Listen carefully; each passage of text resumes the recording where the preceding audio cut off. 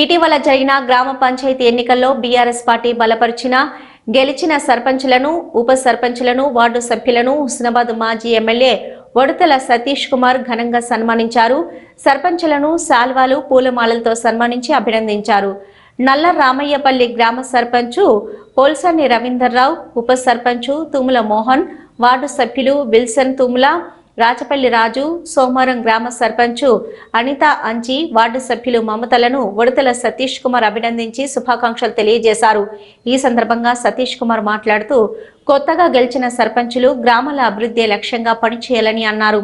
ప్రభుత్వం ద్వారా రావాల్సిన నిధులను రాబట్టుకోవడంతో పాటు గ్రామస్తుల సమస్యల పరిష్కారంపై దృష్టి పెట్టాలని సూచించారు. ఈ కార్యక్రమంలో బీఆర్ఎస్ పార్టీ మండల, గ్రామ స్థాయి నాయకులు, మాజీ ప్రజాప్రతినిధులు పాల్గొన్నారు.